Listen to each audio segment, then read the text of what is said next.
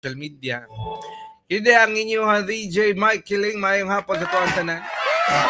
Kinyo po yung inyong gwapong taro ay lumping ha. Kinyo baba ha. Live ka Facebook page, DJ Mike Kiling Love Radio Davao. Like, share, follow, and subscribe. Mga kabisyo, my love so sweet. And lulubaba sa nahitabo nga school shooting sa Tacloban. Hatag-tag may reaksyon. Sa tanaw ni mo, kinsa may angaying basulon.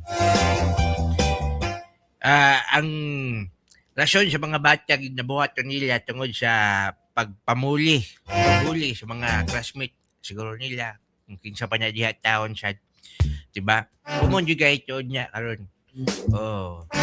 Kanya dala pod sa impluwensya bitaw sa laing nasod nga makita nila sa social media nga makayo sila ingani gid ang kahimtang ni buhaton kanya ko ni. Diba? Mapansin ka ko nila. Tagaan ko nila pagtagad. Unya, siguro kung bisyon katong bata, gibuli siguro sa eskwelahan, wa kayo tagig pasidungog sa panimalay. Wala ginabungol-bungulan, ginakasampan, nabuybuyan. Diba? Muraga, nagsagol-sagol na ba? Sensitibo ng mga bata, karon yung naprasaw niya. Solo sa dulonggan, laos pikas dulonggan. Diba? Karon kay sensitibon kayo. Dali lang kayo maapektan. Makuha na dayon, matandog ng ilang mga feelings. Makasulti ka nga, dapat kailangan nyo na sila igong pagtagad. Kunya po, mga ginikanyan, ha? Di lang sa ingon nga, wala niyo mo ginatagad. So, po niyo mo ginadisiplina yung mga anak. Nga sa ingon na niya, disiplina nga pagmahal ba? Di kayo disiplina nga, so, huwag ibuhat sa salak sa baan. Agay nyo eh. Ayaw po tao na niya. Sa tanaw na ako may kiling ang basulo na ni ang influensya yun sa social media karon ginakuan yun sa mga kabataan.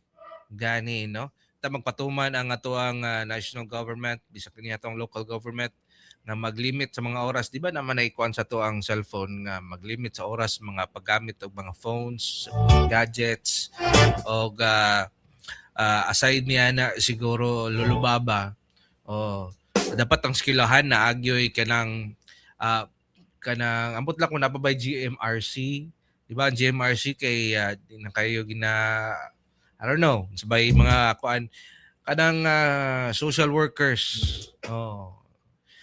Nindot kayo siguro kung naay mga social workers sa mga eskwelahan bitaw na mag-obserbara sa mga bata kung sa mga problema nga mo kuan ba mo tabang maghatag og mga briefing, hatag og mga precautions, advices, di ba?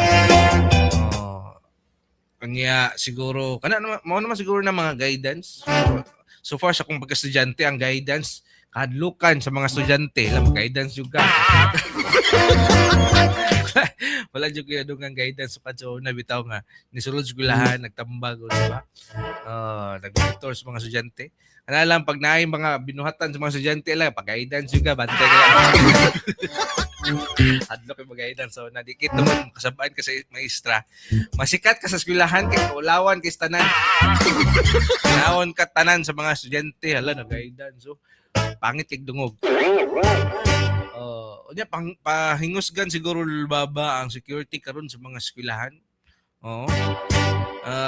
Nga naay mga metal detector kay maro ni mga bata pod sad ni karon bo na atong mga bugoy-bugoy. Dati diri sa una na atoy kuan nabalitaan nato no.